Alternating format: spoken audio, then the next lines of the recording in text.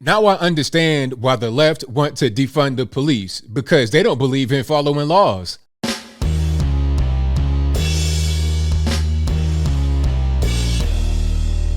How's everybody doing? My name is Anthony Brian Logan, and today I bring you an update on the CDC and their eviction moratorium. Now, I don't know who gave the CDC power to legislate or to have rules placed on the American public without legislation, but that's a different story, and for now, I digress.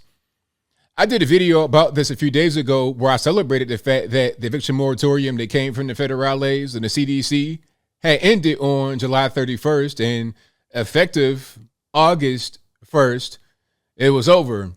Go out there, get a job, figure it out, pay the rent. Unfortunately for us, regular normies, regular American citizens, the moratorium has returned. And if you don't know what I'm talking about, basically, if you are a tenant in someone's home or an apartment and you're not paying rent, you're not legally able to be evicted from that home. You're going to stay there because the government says you can't be kicked out, which is unfair to landlords because, you know, they might have an investment property or they might be a big company or whatever. They're just not getting paid. Meanwhile, all the expenses of that home must get paid. The mortgage and whatever kind of bills linked to that property still must get paid. Bills that would normally be paid by the renter are now being paid by you. And the thing is, it wouldn't be a big deal if the landlord paid all the bills, if they lived there and if that was their house, but it's not where they live, although it belongs to them. This is a business, and they're just ruining the business for the landlord. You're financially tearing people apart. Before I continue into the update, I saw a crazy story that kind of really gives a little bit of context. I was watching Fox the other day, and there was a black man in Brooklyn, just, you know, they talk about, oh, this is for the minority, for the black man. Well, how about black folks that it affects negatively? But anyway, he owns a 2-family row house in Brooklyn, and the tenant that's there has not paid rent in 2 years, since 2019. Although you got all kind of programs giving out unemployment, earned income tax credit, stimulus checks, although you have all these things from the federal government, state government, or whatever, and on top of that, renter's assistance from the federales and from the state, the tenant has not given the landlord any money at all. And here's the worst part. They subletted the home to someone else. The tenant subletted the home to someone else. So they were getting paid money from someone else to live in that home, and the tenant was not giving any of the money they were getting from the subleaser person to the landlord, just keeping all the money to themselves. I mean, basically, landlords are getting robbed with no pistol. Basically, that's what's going on. But I digress. I was celebrating the fact that it came to an international level, on the federal level, although certain cities and states like New York had extended it among themselves. But now the federales have come back with another eviction moratorium. It's going to last 2 months from the CDC. Now, this process of the CDC talking about, oh, well, we got the Delta variant out here and we got to have an eviction moratorium, all this and that. This is not even legal. Okay, let's go back a little bit to June, I think, 29th of this year. There's an article from NPR, and I'll link to that in the box. In this article, they were referencing the Supreme Court decision about the eviction moratorium. There was a 5-4 decision to keep the existing moratorium in place and not block it at that time. Okay, so rather than ending right then at about June 29th, it ended on July 31st. And I think Brett Kavanaugh may have been the fifth in deciding vote. His opinion says, I don't want to end it right now because I want a few more weeks for everybody to get their ducks in the row, everybody to get, on point. And it's going to end on July 31st. Anyway,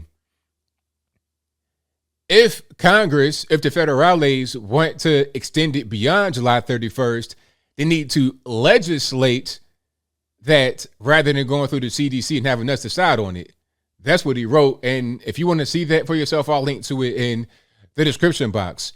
So July 31st came, There was nothing from Congress that came about, no legislation that came about. It expired. But here comes a lot of the left-wing people, some of the front-facing people you may see. I mean, there is always going to be shadowy money behind the scenes, guys and girls you don't see and you'll never see, you never know their name.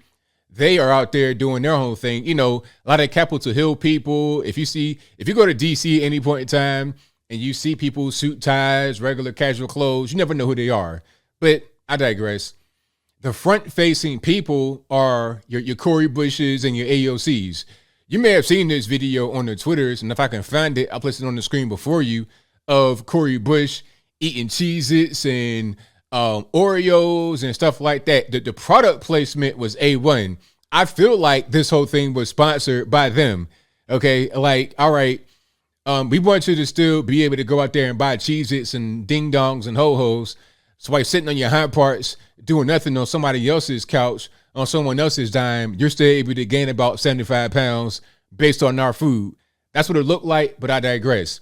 She was out there on the steps of the Capitol sleeping, pretending to be homeless to protest against the eviction moratorium coming to an end. Because she's like, okay, if this moratorium comes to an end, there will be a lot more homeless people, and this could be me, all this, that, and the third. Got a lot of attention. AOC, she's going on the show talking about the eviction moratorium being the wrong thing to do, and the Democrats are weak, all this, that, and the third. So I don't know if Joe Biden and his crew kowtowed to the far left, the Justice Democrats, the AOC's brand new Congress, but that's how it looks like, because they, meaning your Cori Bush and AOC, they were the main ones fighting for the eviction moratorium to extend, and then they got their wish. So that's what it looks like, because again, they could have extended it on July 31st for the same exact reason that they put it back into effect, I think, today or yesterday, which is just a couple of days later. So the whole thing is dumb. And as I close, I want to say this. How is it possible for the federal government or for any government to say that your property is not your property? You're doing everything right. You're paying all your taxes. You're paying all your bills. Everything is all good. And here comes a tenant in your property. They have more rights to your property than you do. You're the one paying the bills. You're the one that saved a large part of your life, sacrificed years and years and years of your life. You went without creature comforts. You went without relationships, friendships. You did all that stuff to be able to buy a home, to be able to have generational wealth for yourself and your kids and everybody else. And then the federal government comes in and says, nope. So what? We don't care about that. The tenant is most important. Their well-being is most important. It's a crazy situation. And people talking about, oh, well, there's a assistance out there for landlords and whatnot. I mean, the tenant's always going to be priority. Like I said before, there was a case out in DeKalb County before they changed it, but this case is pretty much how it's going to go. They'll give you a piece of the money that you're owed in back rent. So let's say somebody's behind 6 months in rent.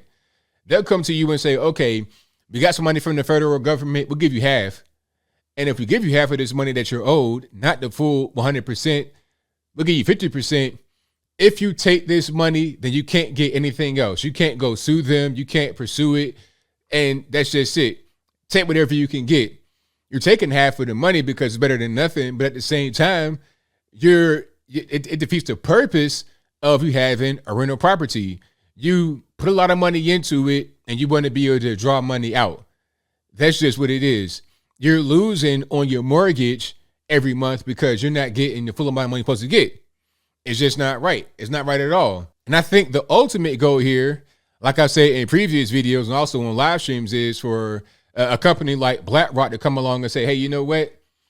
You're having a hard time with your property. You have a tenant that won't leave and you can't evict them. Well, guess what? If you sell it to me, you can evict them. That's a loophole right there. Funny how that works. You can't evict someone from your property because of the eviction moratorium, but you can sell it and evict them that way. Okay, give them a 2 months notice and it's over. But the catch is you don't have that investment property anymore. You can't make money on that anymore. Maybe you get a fair market value. Maybe you make some money. Maybe you won't. But people are going to sell because they're desperate to get out from up under that oppressive debt on their back every month. You're not getting paid your rent. You're not getting paid anything, and you still got to pay out of your own pocket. It depletes your savings. It's just a whole big mess. So there could be the whole formula. BlackRock and other groups come in, take your property and a bunch of other properties as well, and they just manipulate it however they want to manipulate it, driving prices down, driving prices up, whatever they want to do. So the concept of private property and being able to own anything kind of goes by the wayside. It's like how they say, you'll own nothing and you'll love it. Sad world, cold world. But I think I'll leave that right there for now. And what say you? How do you feel about this whole situation with the eviction moratorium continuing for 2 more months? Are they going to try to extend it beyond that? Because, again, the Supreme Court ruling said, okay, July 31st, that's it. You must legislate after this point to get this whole thing on the books and be legit. But now we have 2 more months. It'll probably get challenged in court, but how long is that going to take? It might take so long that by the time the case is just starting, it'll be over with in 2 months. So how are we really going to get this whole thing done? You guys know where I'm at. I think it's a travesty. It's a shame. And it's crazy how your own property is not your own property. The tenant or squatter or whatever you want to call them has more rights to your property than you do. Not right, uncool, ridiculous. And the end of it is not going to be this big, brand new world for poor people and, the progression of poor people. It's going to be a subjugation of all of us. No more middle class, no more nothing. It'll just be the elites and those that are not. That's why I talk every day about this whole situation so everybody's aware. So we don't keep doing the same things that have us in this bind that we find ourselves in. I mean, the options are clear. We must get a hold on what's happening and stop it wherever you are, your city, your state, through the national, federal government. We must stop this thing from advancing because we know how this ends. We've seen it over and over again throughout the world. It never ends well.